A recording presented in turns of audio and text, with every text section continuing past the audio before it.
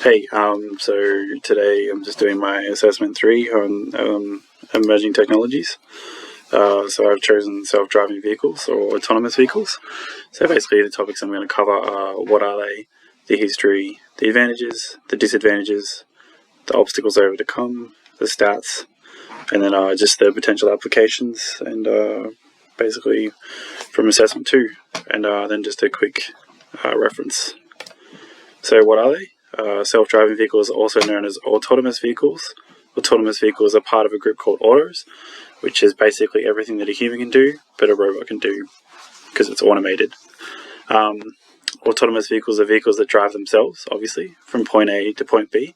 They're able to interpret the environment around them with little or to no human interaction. So they come in 5 levels. So at the top here you have no automation, so that's basically like a car from the 80s or whatever. And then you have driver assistance, so you'll have like brake assist, ABS kind of stuff.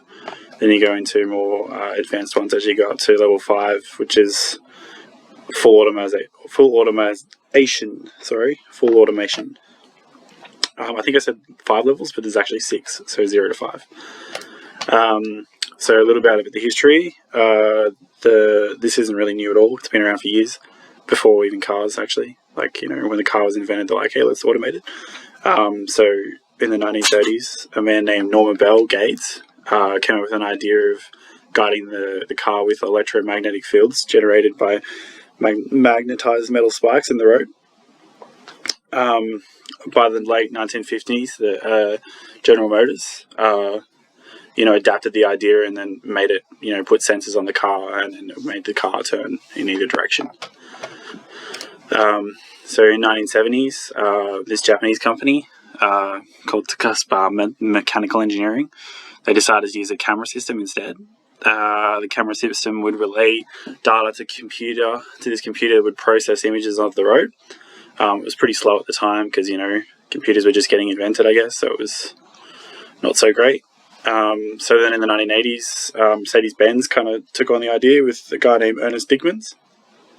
Dickmans used the same camera system, but with better technology, and created a prototype called Varmors. So basically, he kind of just did it better. So Google started doing it as well by 2010. The project was led by Sebastian Thrun. He was basically a director of artificial intelligence at Google. So they basically got a team together that used to work on the technology because back in the 80s they had like a competition called DARPA that the US military created, and it was a bunch of just engineers and smart people did it, and then Google was like employed all those people to try and get one going, try and get some cars going. So then by 2015, Google got some prototypes going. So they had the Toyota Prius and the Audi TT. So they were decked out with sensors, cameras, lasers, and GPS and radar. So they have pretty good stats. I think they got like 13 collisions, and one of those collisions was done by Google. So essentially, the odds are actually pretty good in their favor. So the advantages of autonomous vehicles, you would say that you'd have reduced traffic congestion. So over time, cars would be able to communicate with each other, so they'd be able to take different routes, or routes, I should say. So, if there's a car accident already on the road, like that car could just tell the other car, like, hey, don't come this way because it's bad. Safer roads, so eventually, it's kind of hard to break the law when everyone's kind of doing the one thing, and, you can't really break the law, like, because of speeding, car accident, no car accident, safe road, basically. Parking in the past, so basically because the cars will be able to drive themselves, they won't have to actually park, they could just drive home and pick you up whenever you want. So when they become like really, really good automated, you'll be able to get faster speeds faster than what the human could comprehend, which will probably take a long time, not in my time probably, but it might happen. More time to party, so you'll be able to do whatever you want basically while the car's driving. I'd assume most people would probably be reading books or watching Netflix. Less expensive, so over time companies will be able to adopt this technology. So e.g. our assignment was done on gas and electricity, I think it was. So I kind of based my autonomous vehicles around freight and transport. So they wouldn't be paying, labour to transfer stuff to other destinations. So, yeah, basically that's how it goes.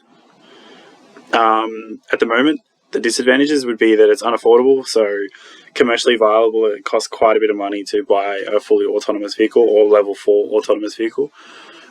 Job loss, so quite a lot of jobs will be lost. Truck drivers, taxi drivers, Uber, heavy equipment drivers, constructions, and then basically eventually when everything becomes autonomous, I would say that law enforcement for roads will probably start to drop as well, because a car that drives itself is probably going to abide by the law. So also, speaking of that, now that we kind of have like level 4, level 5 autonomous vehicles, not quite in Australia but around the world, accidents do happen, and if the driverless car is in the accident, who would be at fault? Is it the software engineer? Is it the manufacturer? Or is it the driver? Because he's not really driving, is he? Hacking. So security concerns around that by modding or autonomous vehicle caused by serious damage to others or self while driving. So that can be quite a bit of a security risk when modding starts coming into play to do some silly things. Again, the police, how do they interact with autonomous vehicles when they've been involved in an incident, and what happens? And then privacy concerns, so just GPS, and then are there such information being shared with other cars and whatnot. So the obstacles to overcome. Testing in Australia for level 5 is quite hard to do. Most people don't really want to take the risk in, having a car drive itself when it can't quite react quite that fast. So, there's been examples in other countries like the US, Arizona, where it, has killed people. Mixed cars on the road, so autonomous vehicles can't react time to avoid erratic driving from other people or just human error.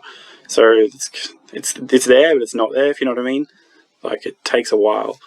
Law, who is liable for an accident involving a driverless bus, truck, or car. Trust concerns on how cars identify people and obstacles. So sometimes, the camera might not just get a good shot or whatnot. The sensor might not get a good shot, and it might just think that it's not a person and they just might get run over or whatever. The stats. The expected life cycle of privately owned autonomous vehicles, 6 years, roughly. The most common accident involving a self car is getting hit from the rear while sideswiped by the second, and while side swipes are the second most common. Humans won't trust full autonomous vehicles until they are 4 to 5 times faster than human reaction, but this is just a personal preference. I didn't actually fact check these. I just kind of googled, stats against autonomous vehicles, and this is what I got.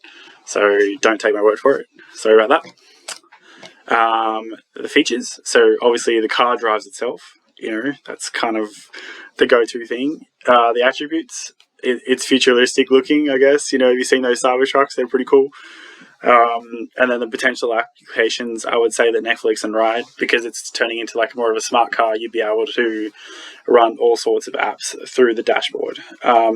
Communicating with other cars would be another one to avoid the traffic congestion, and then for faster commutes to work and home. So I just got some helpful links here. Basically, the YouTube link at the very top, this one just here.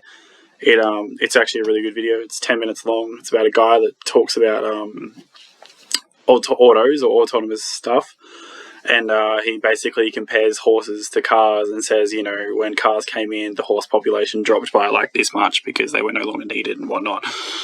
And then they said that it's the same. He's basically saying the same thing is happening to humans because we're making our lives easier by automating things. Then there'll be no need for us eventually.